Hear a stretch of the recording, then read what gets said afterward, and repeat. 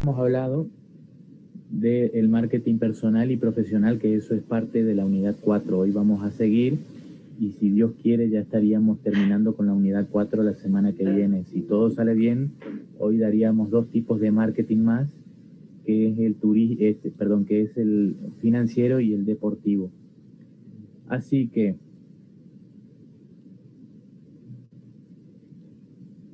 hoy por hoy el marketing financiero es bastante importante con la situación que está habiendo, con la crisis que está habiendo. La gente depende más de los servicios financieros, ¿sí? Y detrás de esos servicios financieros, por supuesto que está una forma de ofrecer que sería el marketing financiero, ¿está? Entonces, en la bibliografía ustedes van a encontrar una lista larga de particularidades de los servicios financieros y del marketing financiero, ¿sí? Así que lo que nosotros queremos ver más sería la parte de marketing financiero. Entonces, el tema de servicios financieros es sumamente amplio, es extremadamente complejo, ¿sí? Básicamente, los servicios financieros es una prestación de todo tipo de servicios que al consumidor le faciliten sus finanzas. O sea que desde la extracción de una caja de ahorro hasta una inversión con un plazo fijo, incluso el ahora 18 o el IFE que se está pagando ahora, e incluso ahora se está viendo la posibilidad de dejar de pagarlo, son servicios financieros, ¿sí? Son formas de ayudar a la gente a facilitar la realidad económica en la que viven. Y por supuesto que dentro de las circunstancias socioeconómicas en las que están, ¿sí? En definitiva, tiene que ver con las finanzas. ¿Sí? Es una prestación de un servicio para satisfacer, en definitiva, las necesidades de finanzas. ¿Y qué serían las finanzas? Después ustedes van a profundizar en una materia que creo que es decisiones de inversión, pero básicamente las finanzas es estudia cómo una persona, un individuo, asigna de la mejor manera posible sus capitales. ¿Sí? En definitiva, es una forma de controlar y lograr réditos con respecto a sus propios capitales. Detrás de eso, entonces, en lo que nos vamos a enfocar es en el marketing financiero. ¿Sí? Hoy por hoy es sumamente importante conocer de finanzas, conocer de inversiones. La inversión más obvia hoy por hoy era comprar dólares, ¿sí? Y dadas las restricciones, uno tendrá que se tiene que buscar otras alternativas.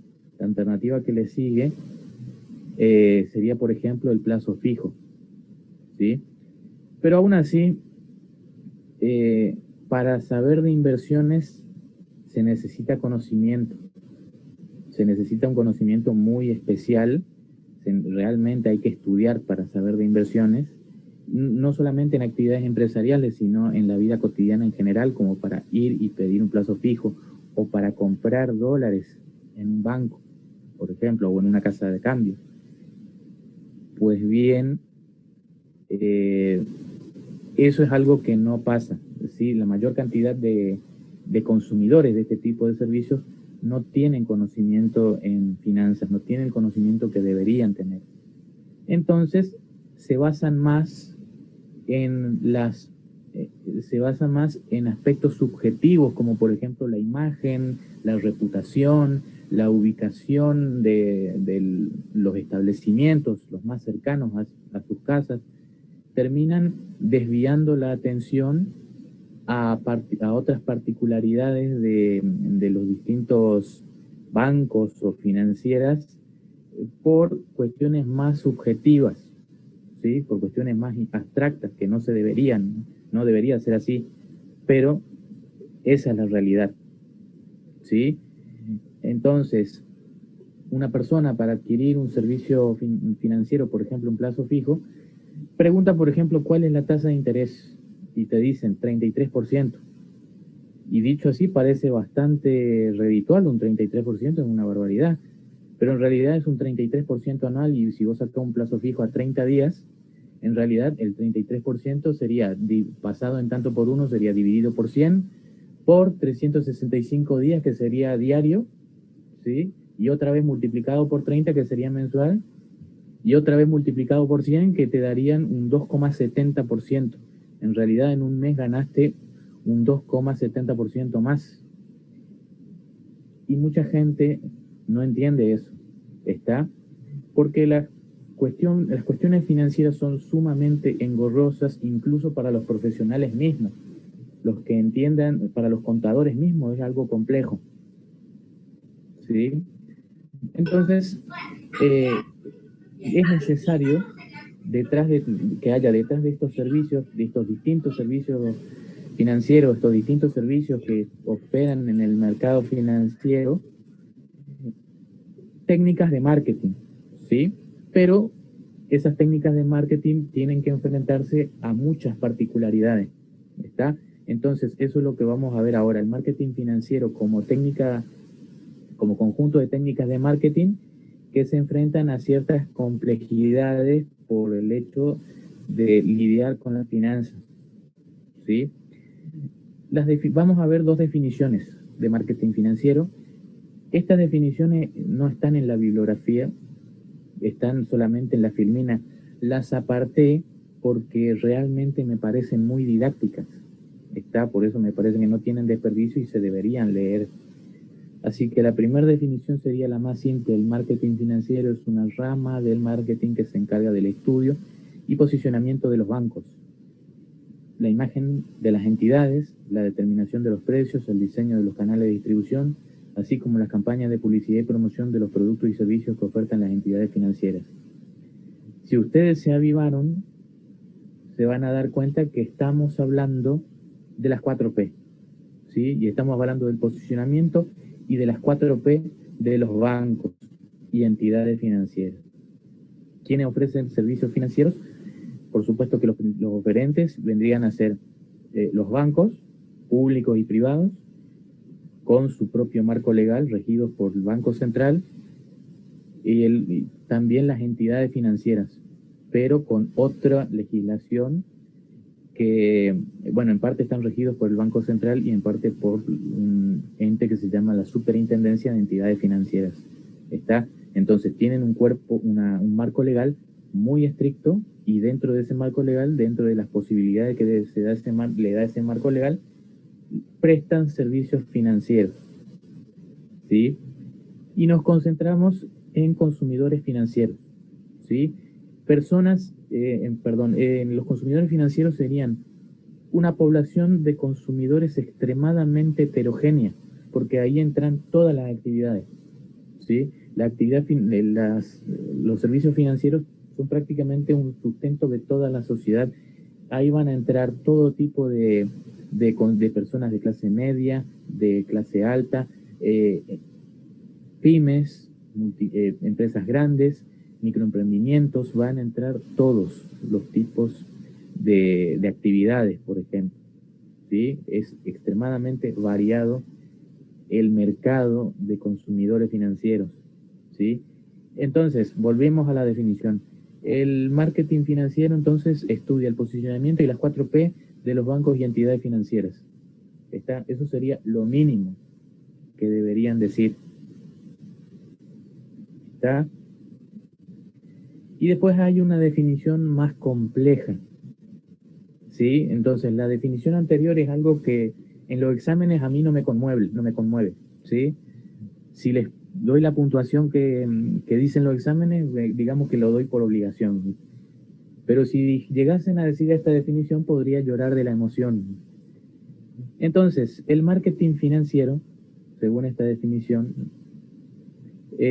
como parte de la actividad financiera, tiene como objetivo determinar de forma reflexiva y metódica las acciones a emprender en un mercado dominado por los constantes y continuos cambios. Hablamos de la liberalización financiera, la globalización de los mercados, la desintermediación, tecnología a nivel cultural y económico. Volvemos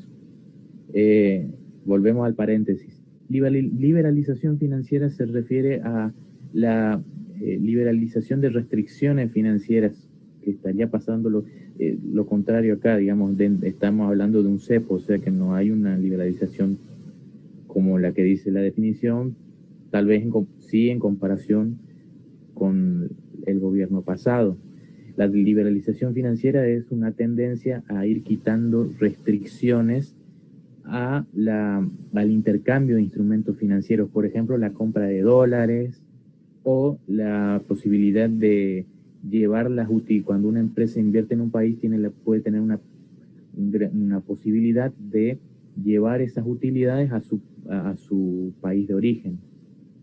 O sea que hay normas en todos los países que restringen o facilitan ese intercambio, ¿sí? de utilidades, de efectivo o elementos representativos de efectivo, ¿sí? Después dice, la globalización de los mercados, cada vez hay más tendencia a hacer operaciones financieras entre países, es decir, se hacen transferencias se hacen transferencias a importadores a exportadores en distintos países. Hay inversiones en otros países, se compran acciones de otros países, o sea, hay una tendencia a cada vez estar más interrelacionado entre países, y eso implica también las operaciones financieras. La desintermediación, es decir, que los bancos y las entidades financieras tienen cada vez más contacto directo con la gente. Eso se nota mucho con el home banking, con la utilización de las apps, la tecnología, el avance de la tecnología, por supuesto que a la par de todo lo que es las operaciones financieras de manera electrónica, también tiene que haber un soporte tecnológico, un soporte de hardware que pueda servir de plataforma para hacer todas esas operaciones. Básicamente, todo el equipo de hardware se va volviendo más y más avanzado. Todo el equipo de software y hardware van facilitando esas operaciones financieras. El nivel cultural, es decir, que hay una cierta cultura hacia la forma de hacer las operaciones financieras. Por ejemplo, antes de la pandemia no había tanta cultura a estar bancarizado. ¿Qué significa estar bancarizado? Operar por home banking, ¿sí? Hacer las operaciones por internet, o por lo menos hacer las operaciones con tarjeta de débito, ¿sí? No había tanta predisposición a hacer las operaciones bancarias de manera electrónica. Casi todos se iban al cajero o por lo menos en ventanilla, ¿sí? Y por supuesto, el económico se refiere al entorno económico.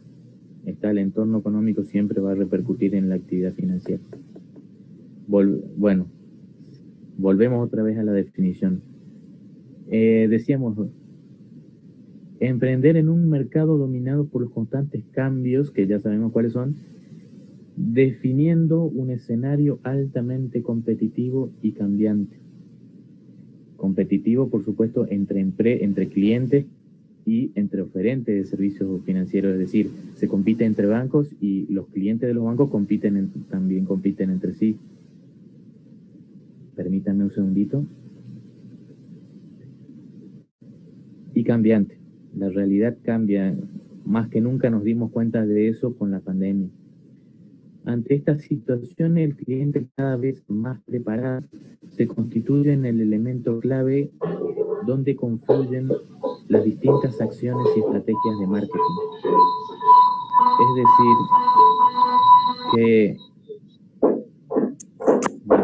decir, el cliente se vuelve cada vez más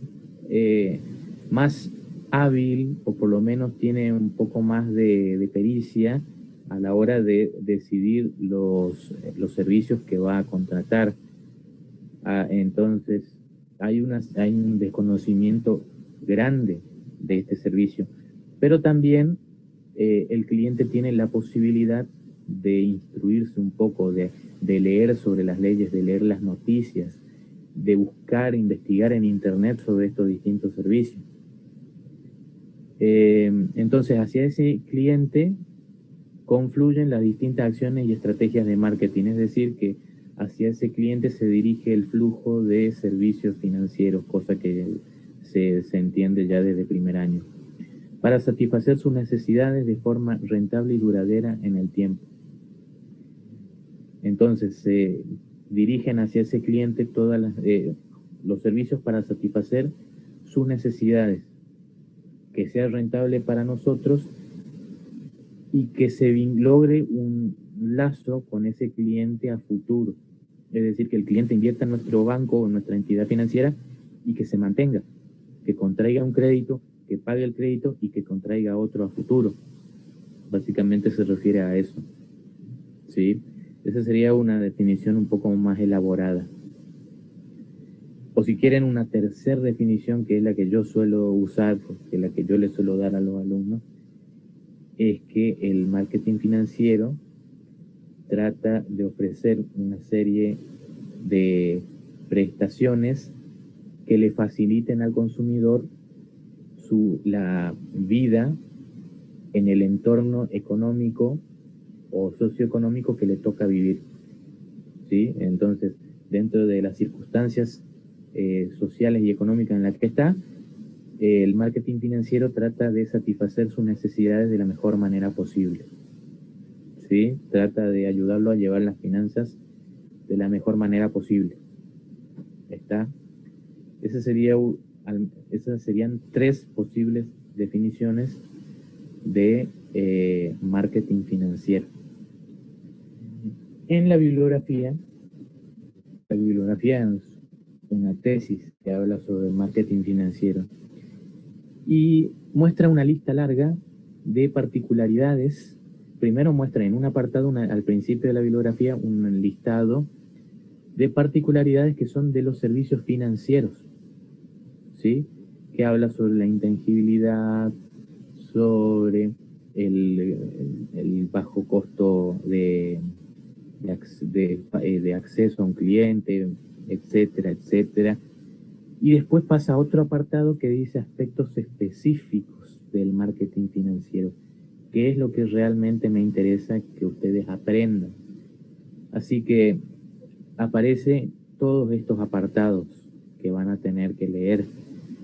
Y hay un par de apartados que no aparecen. Sí, hay un par de apartados que no aparecen. Hay uno que decía defensa del consumidor, que eso es totalmente mentira. En realidad, los bancos y las entidades financieras no defienden al consumidor. Al contrario, siempre se legisla para que el consumidor esté en desventaja. Así que eso no aplica, por eso no espero que digan eso.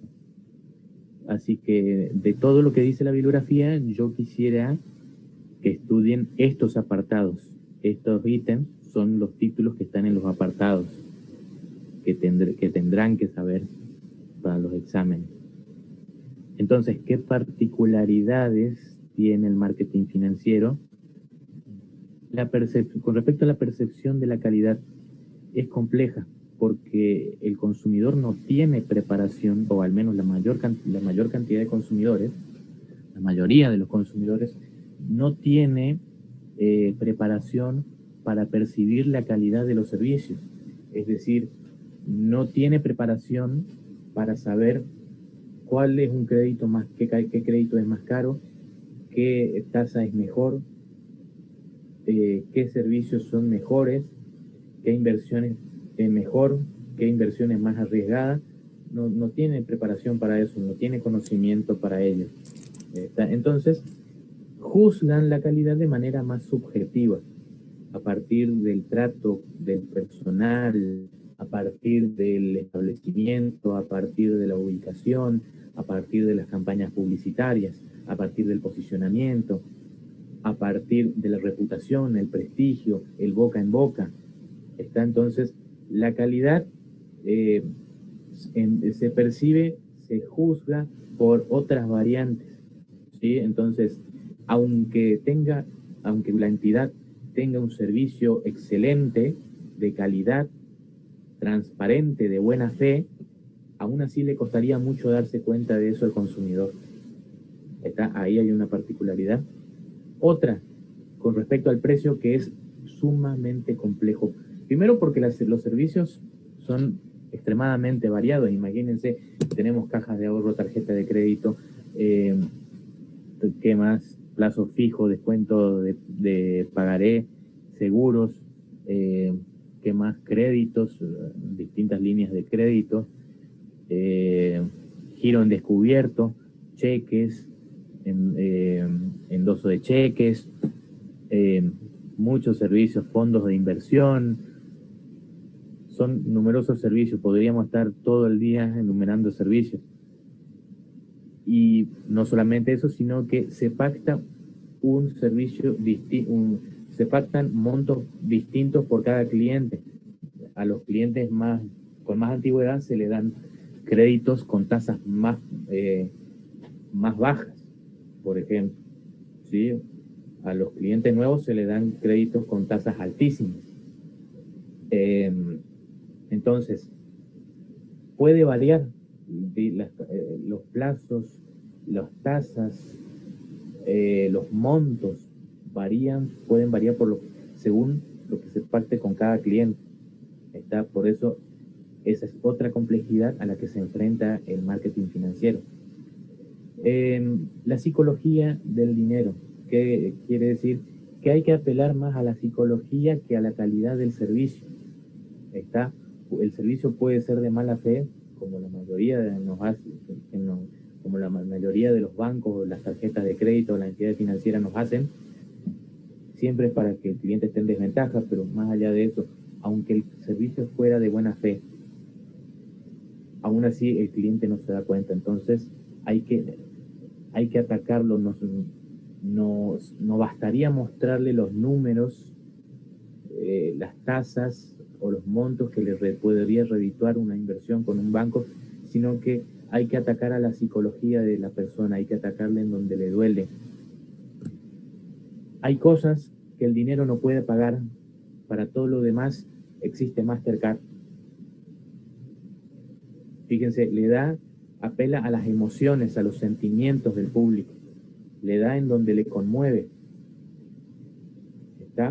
Entonces, si yo no puedo mostrar, si el cliente no va a entender que los números que yo le ofrezco son mejores, entonces hay que apelar a las emociones y sentimientos del cliente, del consumidor, porque todavía no es cliente, ¿sí? Relaciones con terceros quiere decir que el cliente o consumidor depende más de las caras visibles. Si le va a costar juzgar los montos, entonces va a depender más de la cara visible de la persona con la que está tratando, la cara visible del guardia de seguridad, la cara visible del cajero, la cara visible de los oficiales de crédito, la cara visible de la persona que está en mesa de informe. ¿Sí? Entonces, termina siendo un factor importante para juzgar si el cliente va a permanecer en un establecimiento o no. ¿Sí? Entonces, la cara visible que le atiende termina siendo el banco. El oficial de crédito que te atiende termina siendo el banco. Y si el oficial de crédito te trata mal, no se puede evitar asociar que el banco te está tratando mal. O incluso la bibliografía plantea que incluso si se entabla un cierto vínculo, una cierta afinidad con un oficial de crédito, de negocios o de crédito, puede terminar abandonando el banco si es que ese empleado se va y el cliente se va al banco en donde entra el empleado, donde entra a trabajar el empleado. Podría pasar eso, ¿sí? Dependiendo del carisma. Pero para decirlo de una manera más simple, eso es lo que dice la bibliografía, pero para decirlo de una manera más realista, la calidad del servicio se va a juzgar por el carisma de los empleados, incluso más que por los montos o las tasas que ofrecen esos servicios. ¿Sí?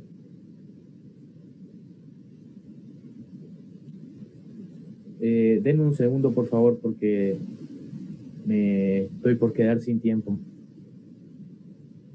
Bueno, les decía, múltiples canales de venta quiere decir que el servicio se puede brindar a través de muchas maneras, por ventanilla, a través de otra institución, puede ser por home banking, puede ser a través de una app, se dan muchas situaciones por las cuales se puede prestar el servicio, ¿sí? Así que se puede dar de muchas maneras. Incluso hay canales de distribución también para el marketing financiero, porque los sueldos se pueden depositar a través de terceros, ¿sí? Los pagos de los créditos se pueden hacer a través de terceros, como los rapipagos, ¿sí? Los pagos fáciles. Entonces también pueden existir canales de distribución. Con respecto a dice la selección del proveedor financiero. El proveedor financiero se refiere al banco en sí mismo. ¿En qué se basa el cliente para elegir a un proveedor, a una entidad financiera o una casa de cambio o un banco? ¿Dónde voy a comprar dólares? ¿En un banco o en una casa de cambio? Ahora no se puede, pero en el supuesto caso que se pudiera, ¿dónde elijo yo? Y va a depender de vuelta, de cuestiones subjetivas, de la reputación, de la trayectoria, de la calidad del servicio de los empleados. Así que termina siendo subjetivo, ¿sí? De vuelta, me centro más en cuestiones subjetivas que en cuestiones objetivas, viendo los montos de los distintos servicios.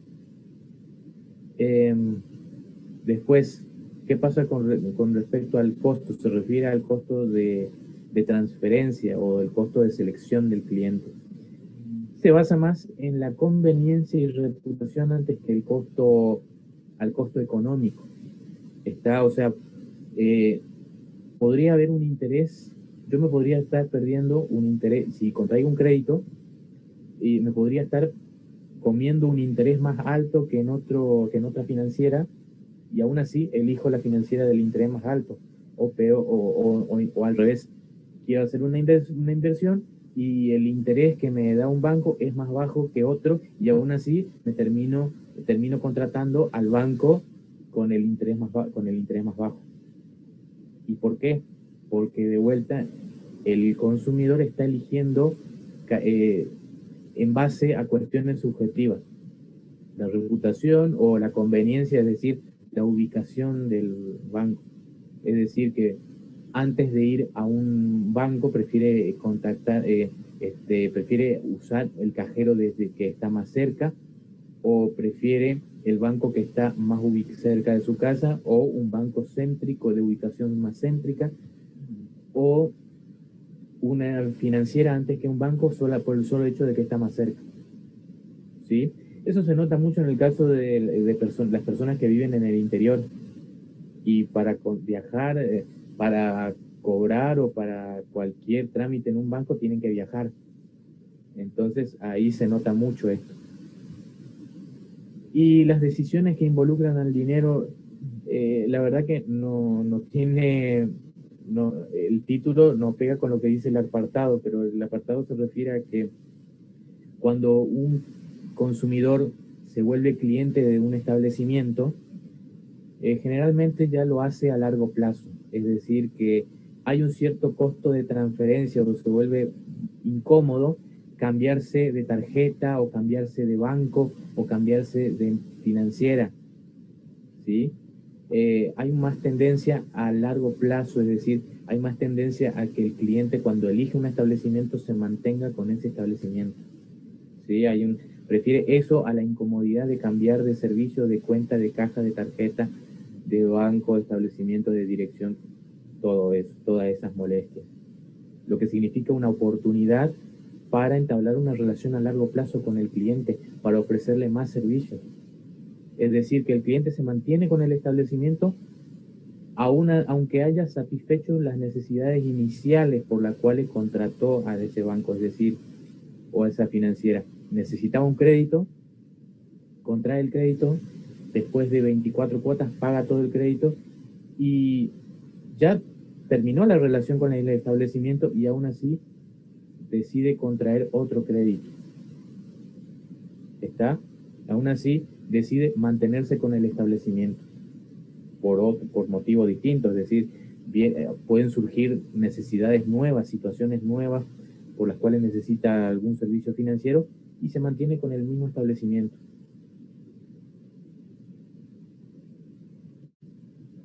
Permítanme un segundo, por favor.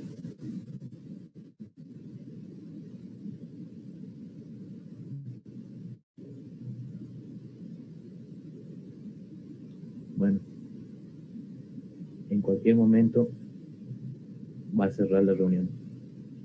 Bien, seguimos. Con respecto a la segmentación es lo que ya conocen, ¿sí? Y algunas variantes de los mismos conceptos que ustedes conocen. La segmentación dice que hay 3 clasificaciones según el autor. Dice que hay una clasificación orientada al cliente, demográfica, sociodemográfica, geográfica, personal. Si ustedes leen la bibliografía se van a dar cuenta que es psicográfico a lo que se refiere. Geográfico es lo que ya conocen, demográfico es lo que ya conocen, socioeconómica se refiere a grupos a partir de las características socioeconómicas, pero si ustedes recuerdan los conceptos, eso tranquilamente puede ser parte de la segmentación demográfica. Después dice que hay otra segmentación por la etapa de vida del individuo, es decir, por adolescencia, etapa de estudiante, etapa de profesional, etapa de jubilado, etapa de padre de familia, ¿sí? Que también, si ustedes se darán cuenta, es una segmentación demográfica, ¿sí? Y después segmentación dice basada en el producto.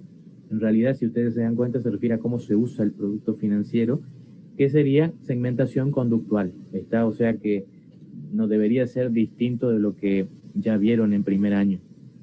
¿Qué pasa con el posicionamiento? El posicionamiento está mucho menos desarrollado en el área financiera que en otras áreas, está mal escrito, disculpen, está menos desarrollado. ¿Por qué? Porque el posicionamiento es a largo plazo, es diferido a largo plazo, ¿sí? El posicionamiento entonces se va a fijar la idea que yo quiero asociar, pero a largo plazo, puede ser a mediano o largo plazo, porque no puedo asociar a la calidad del servicio, entonces lo voy a asociar a cuestiones subjetivas. ¿Está? Bueno.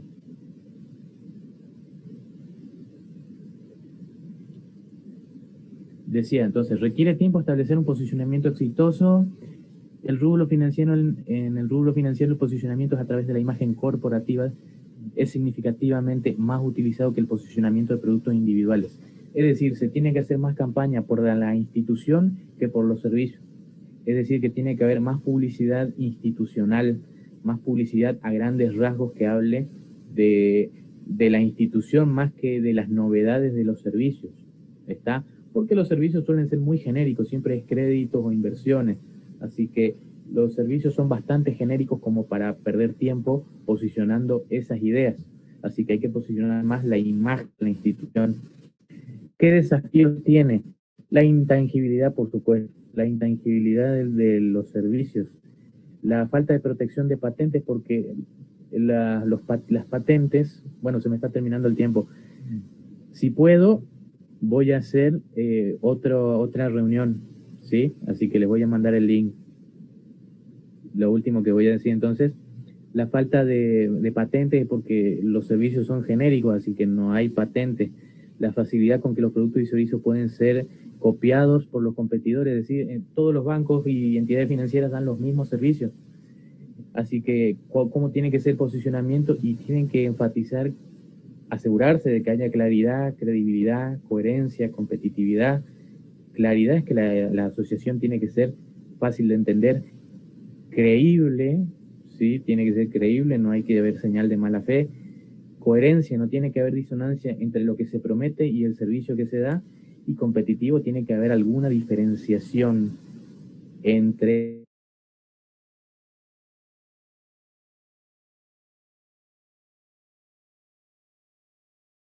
posicionamiento. Ahora tenemos que hablar de las 4P. Las 4P en el producto financiero básicamente está por el servicio financiero, que no es nuestro métier, que precisamente no es eso de lo que trata esta unidad, porque como habíamos dicho, es extremadamente amplio, ¿sí? Para eso hay que estudiar lo que son las finanzas, lo que son las inversiones, lo que es el mercado financiero, cómo funciona, ¿sí? Cuáles son los distintos instrumentos con que trabaja ese mercado. En este caso es un concepto muy específico, no es lo mismo que el mercado de consumidores, ¿sí? El mercado financiero es oferta y demanda necesariamente, por eso no es lo mismo. Vamos a centrarnos más en la necesidad. Cuando hablamos de producto, aunque es servicio, también es válida la P de producto, no estamos, tenemos que tener en cuenta qué necesidad vamos a satisfacer, ¿sí? Las distintas situaciones en las cuales el consumidor va a requerir dinero o asignar su dinero de la mejor manera posible.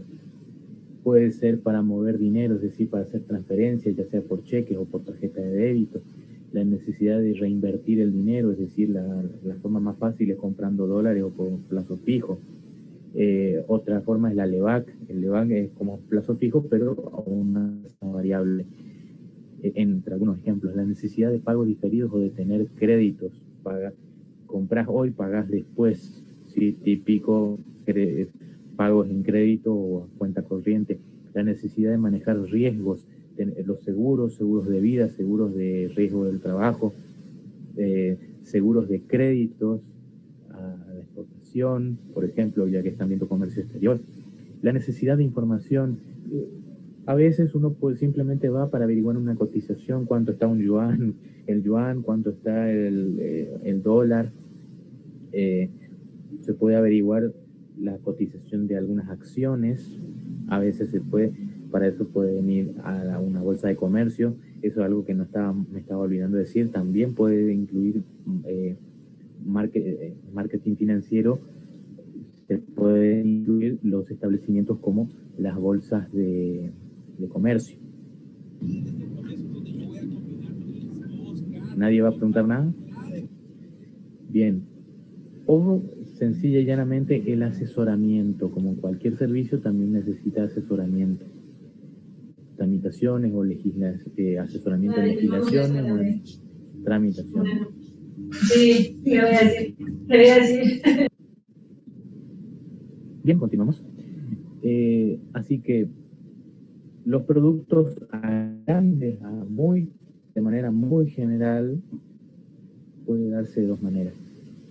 De modificaciones en servicios o líneas de créditos o en inversiones que ya existen de manera genérica, o se pueden desarrollar nuevos servicios, nuevas líneas de crédito para categorías que antes no existían, líneas de crédito para estudiantes, por ejemplo, que hay muy pocas, líneas de crédito para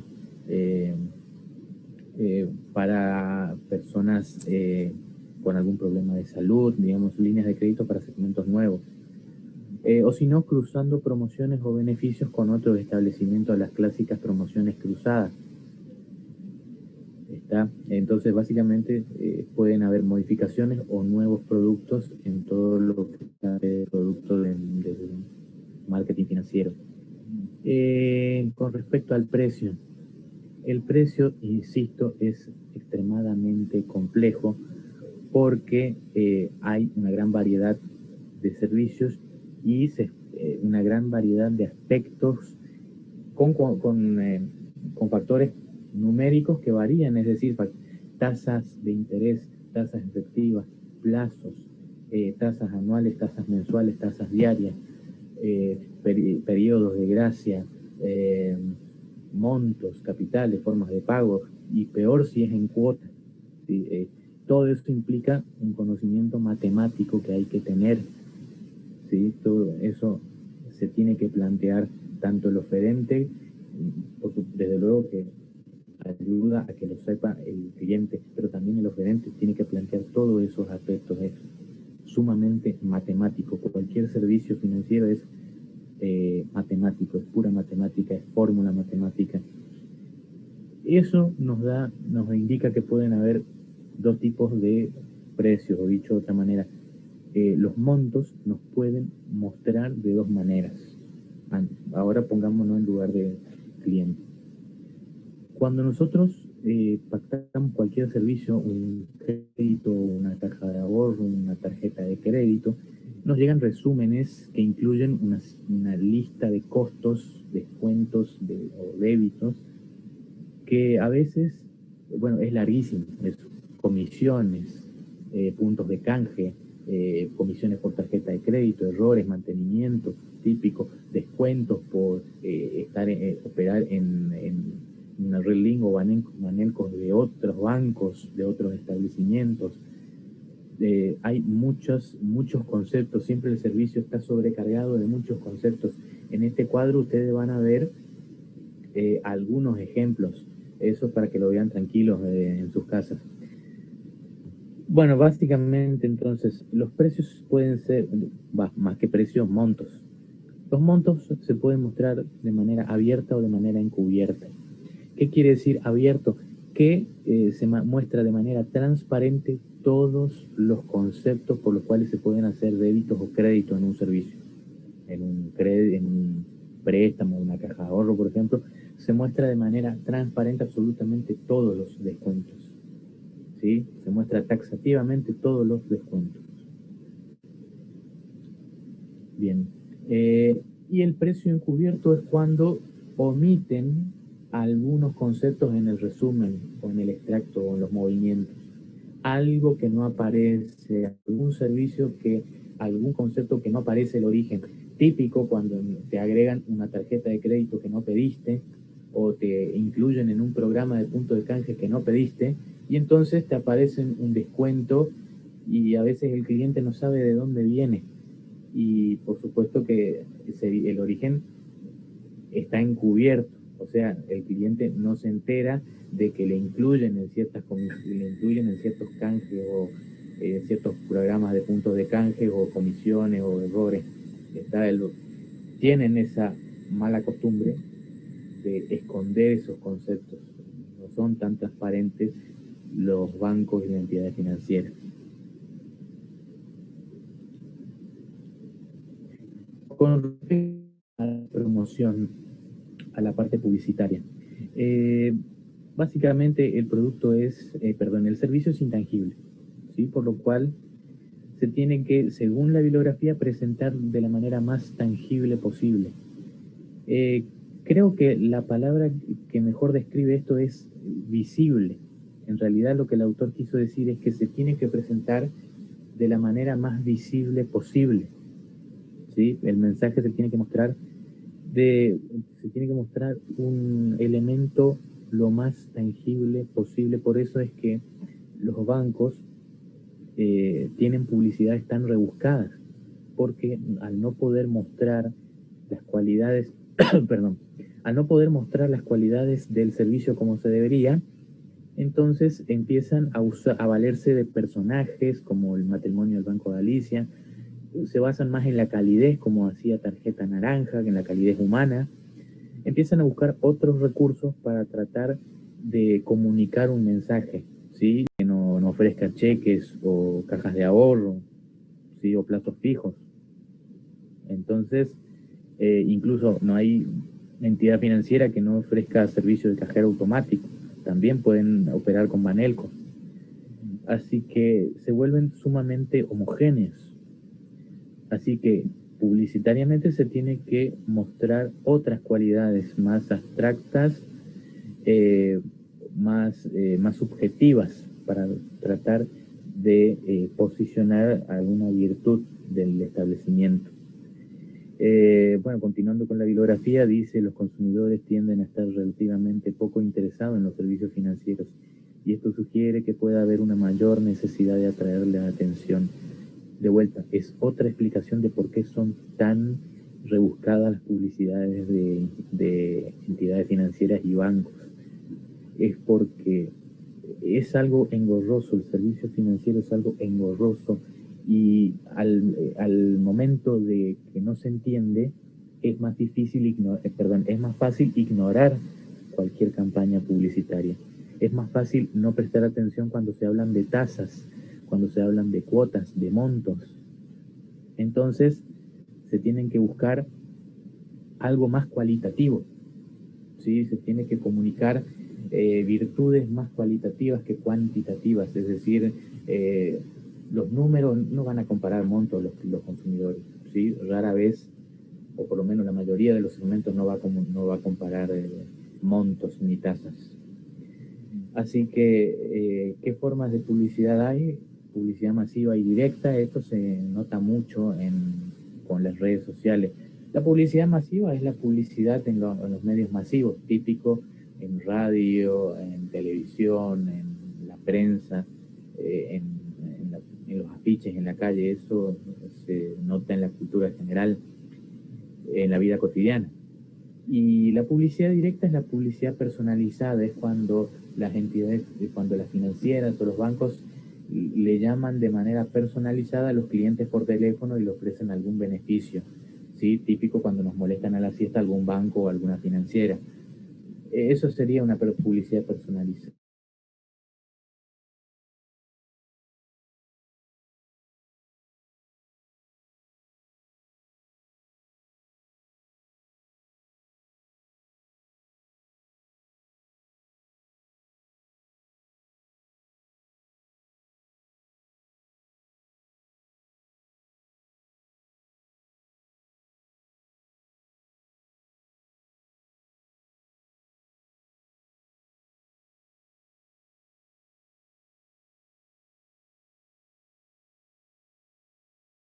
Tiene que ser almacenado, ¿sí? Más allá de que en realidad el sustento, que es el efectivo, sí debería estar almacenado, ¿sí? Pero eso es otra cuestión.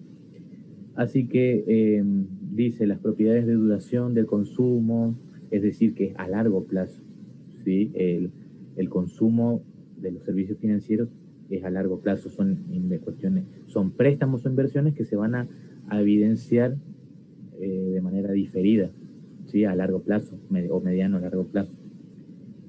La incertidumbre del resultado es que ni el banco ni el cliente va a saber cómo va a salir el préstamo o la inversión, si va a salir bien o mal, ¿sí? La responsabilidad fiduciaria quiere decir que cuando las inversiones se hacen en conjunto, a veces se hacen fondos comunes de inversión, hay que tratar de ser responsable por todos los inversionistas. Siempre hay que tratar de cuidar y de enfocarse a todos los inversionistas, tratar de tomar siempre la mejor decisión para todos los inversionistas, como principio de marketing, para enfocarse siempre al cliente, ¿sí?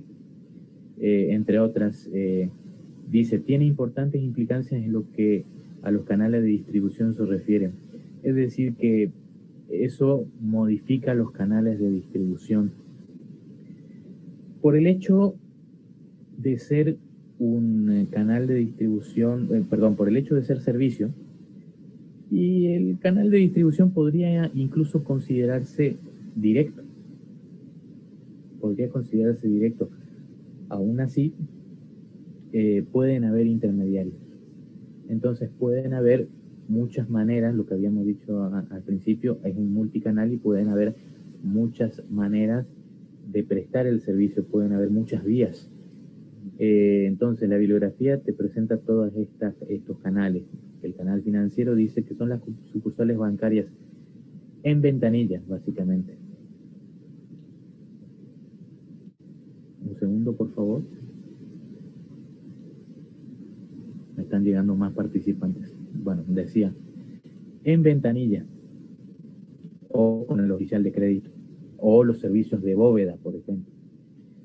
Los canales no financieros son las redes de cobranza, es decir, Se puede canalizar los servicios a través de otras instituciones, puede ser casas de monedas, pueden ser rapipagos, puede ser a través de PayPal, pueden ser a través de Mercado Pago, pueden haber otras formas de cobranzas para los servicios financieros, ¿sí? Alternativos a los bancos.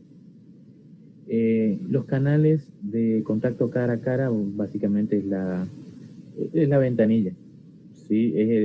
La cobranza de cara a cara con el cajero. Si bien en la sucursal bancaria vos podés pactar un servicio con un oficial de crédito, en el contacto cara a cara estaríamos hablando de el cobro o el pago en ventanilla o el canjeo de divisas en ventanilla, ¿sí?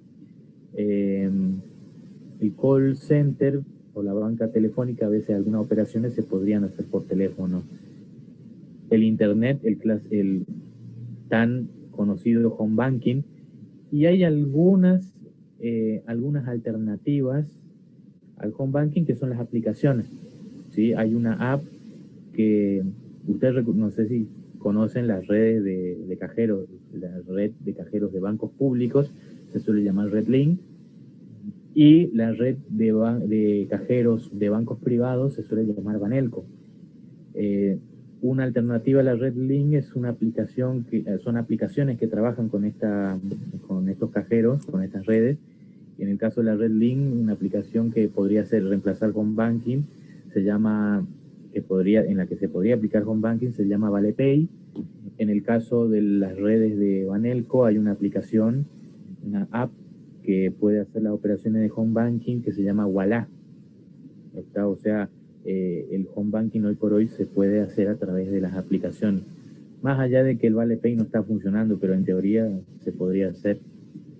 Grupos de afiliados cuando se refiere a las inversiones de fondo común, es decir, que varios inversionistas, varios clientes de un banco pueden destinar un cierto monto de dinero a terceros para hacer inversiones y después recibir su capital con una utilidad por esa inversión.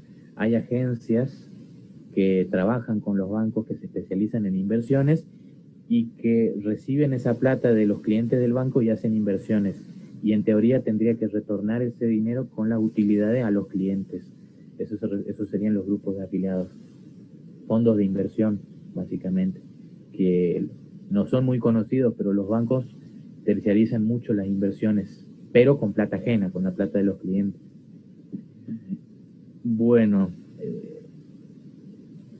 a ver si hay algo más que decir. Eso sería todo con respecto a marketing financiero. Sí me gustaría que hagan el práctico de marketing financiero en la guía de trabajos prácticos, que es el práctico número 6. Habla de un caso del Banco Santander y hay unas preguntas de comprensión, simplemente. Después se les pregunta si ustedes recomendarían alguna estrategia en base a lo que vimos, lo que aprendimos, alguna estrategia que ustedes recomienden para este banco, ¿sí? Y después pregunta cómo está posicionado el banco ustedes a su criterio, cuál creen que es la estrategia de posicionamiento, qué es lo que quiere fijar mentalmente este banco. Por supuesto que no hay una respuesta definitiva, ¿sí? Es básicamente para que ustedes razonen, ¿sí? Lo mismo pasa con las estrategias, no hay algo definitivo. Es más que nada para que ustedes empiecen a recomendar estrategias, porque así va a ser en la vida profesional, ¿sí? Al azar les van a preguntar, ¿y qué es lo que puedo hacer yo para levantar mi banco? ¿Qué puedo hacer yo para levantar mi empresa? ¿Sí? Así que lo fundamental es que ustedes ya practiquen su habilidad para recomendar estrategias para solucionar problemas. Está más allá de que puede estar bien o estar mal. Lo importante es que practiquen, que se pongan en la situación de recomendar soluciones, que se pongan que se pongan en el rol de recomendar estrategias. Pasamos al marketing deportivo. ¿Hay alguna pregunta antes de cambiar de tema? Supongo que no, el Zoom no da muchas ganas de interactuar, pero bueno.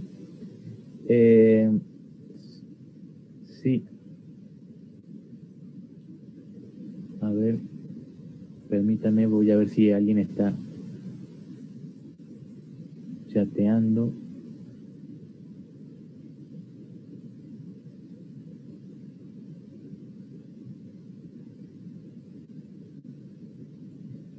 No, la verdad que no me acuerdo cómo se usa, hace mucho que no usaba Zoom. Bueno, con respecto al marketing deportivo, cuando ustedes cuando ustedes ven un partido de fútbol, por ejemplo, o bueno, o están jugando, ¿sí?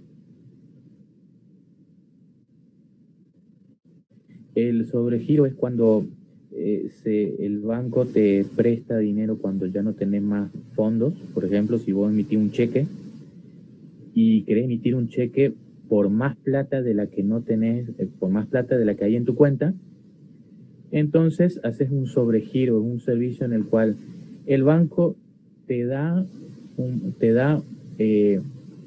recargo, una plata adicional a la cuenta que vos a la plata de tu cuenta para emitir un cheque más por un monto mayor del que vos tenés. Después el banco te cobra ese monto adicional que te dio y un recargo por interés. Eso es el sobregiro, ¿sí? Cuando el banco te permite pagar con más plata de la que tenés en tu cuenta. Es carísimo. Es carísimo. Eso es el sobregiro. O podés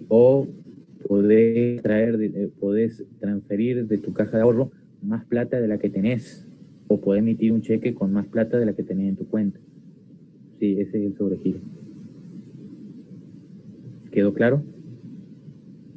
Yo no lo vi porque no encontré la pantalla de chat.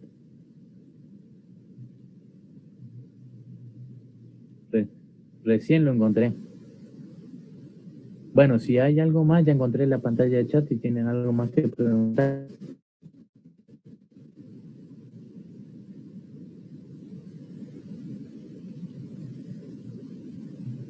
Bueno, y como decía,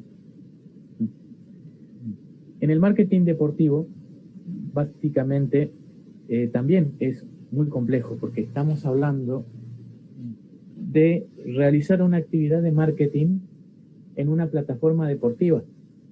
Es decir, que podemos estar refiriéndonos a un evento deportivo, podríamos estar refiriéndonos a artículos deportivos, podríamos estar refiriéndonos a una membresía en algún club deportivo, podríamos estar refiriéndonos incluso a algún atleta, a algún deportista, porque los deportistas son un negocio aparte.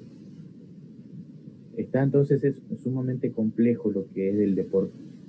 Pero lo que hay en común es que en todas esas actividades hay un marketing que se basa particularmente en las emociones de los consumidores. Se basan básicamente en la pasión, en las emociones, en la ilusión de los consumidores. ¿Por qué? Porque el deporte en sí mismo no vende mucho, vamos a decirlo de manera simple. El deporte en sí mismo no es tan estimulante si no se le genera pasión al individuo. Cuando nosotros vemos un partido de fútbol y le hacen gol a nuestro cuadro, nosotros nos decimos, oh rayos, nos decimos, oh cáfica. Lo mínimo que hacemos es maldecir.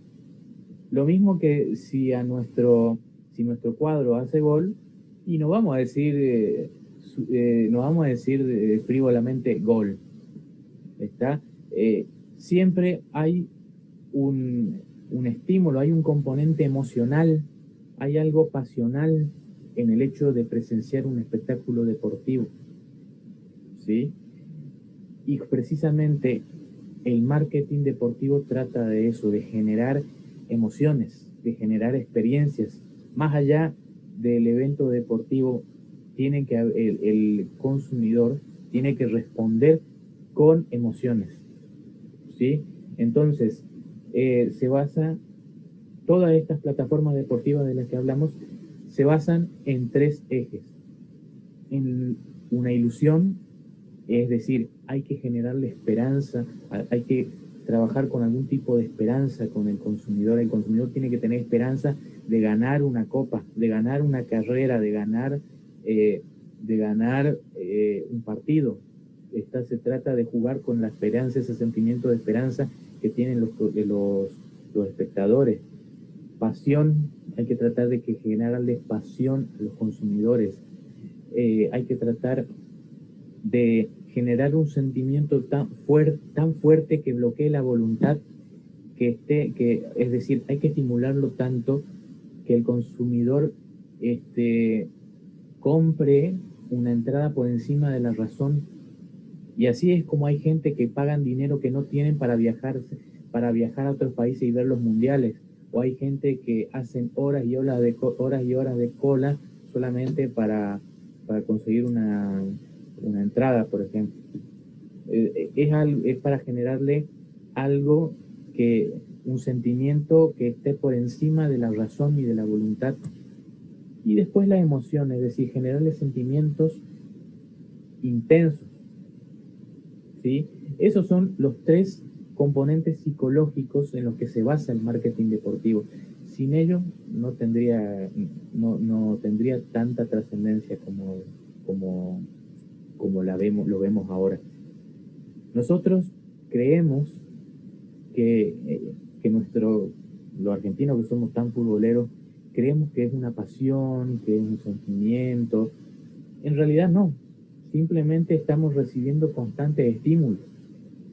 Y así es como los clubes inventan sus himnos, inventan sus modismos, los colores, termina siendo una especie de trabajo de branding para asociar ideas. Y va entrando en nuestra mente, va entrando y nos va estimulando y no sabemos por qué, a tal punto de que uno podría podría elegir un cuadro y no sabe por qué. Uno podría, hay gente que no sabe responder eso, ¿por qué es de River o es de Huracán o es de Boca?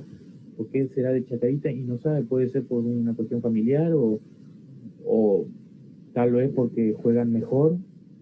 No, tampoco. En realidad es algo que uno no sabe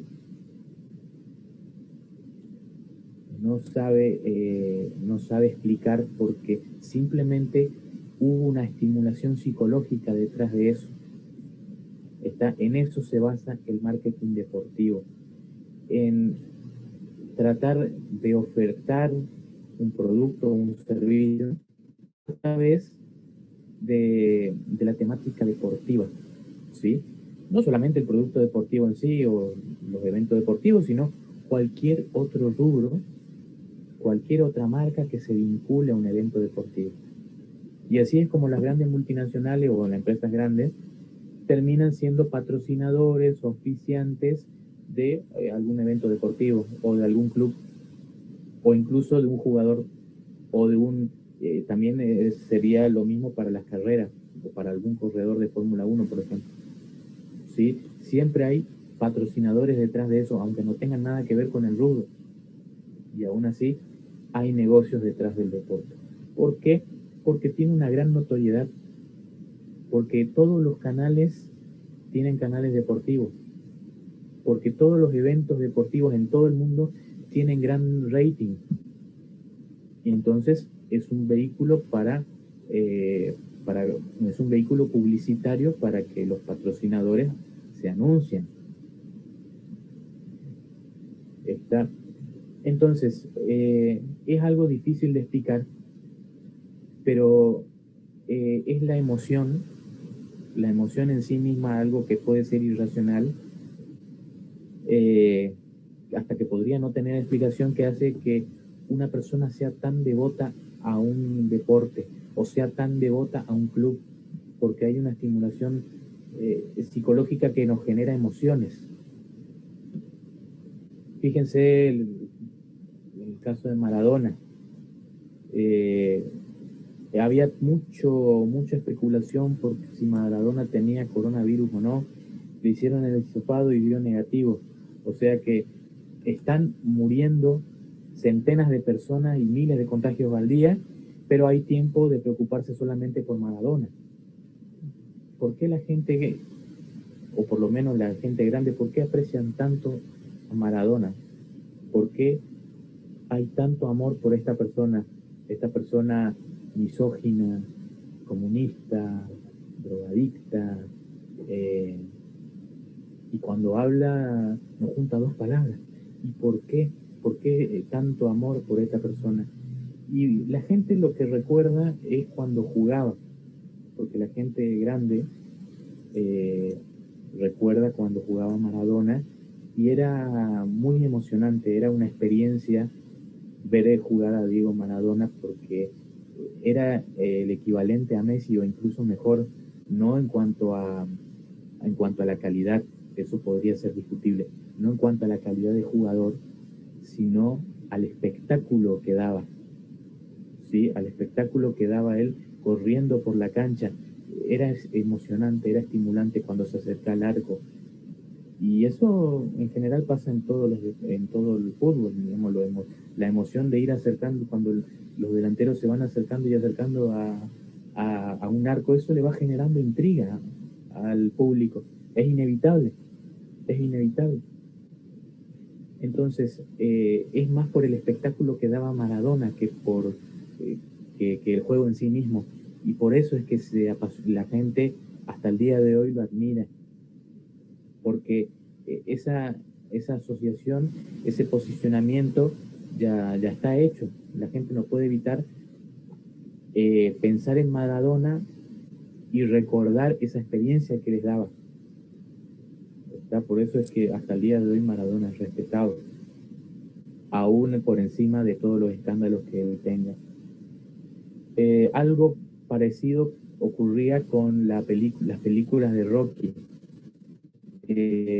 Porque era Rocky Balboa, porque era un personaje tan dentro de la ficción, porque era tan querido por un lado por el carisma, y por otro lado por el espectáculo que daba al pelear, porque a lo largo de toda la saga de películas de Rocky lo molían a golpes y el personaje aún resistía, ¿sí? Resistía y seguía peleando y seguía peleando y seguía peleando, y eso generaba emoción en el público. ¿Está? Y por eso termina siendo tan idolatrado. ¿Está? O sea, justamente la trama de las películas, termina contando la motivación de la gente en el marketing deportivo. De eso se trata el marketing deportivo, del espectáculo, de un espectáculo. Por eso es que los boxeadores o los peleadores de la UFC hacen una especie de teatro, una especie de acting en el que se pelean, en el que los que se están provocando antes de pelear, para darle espectáculo. O sea, detrás del evento deportivo, detrás del evento donde se decide quién gana y quién pierde, hay un espectáculo. Y ese espectáculo es lo que le tiene que generar emoción a la gente. ¿Está? Bueno.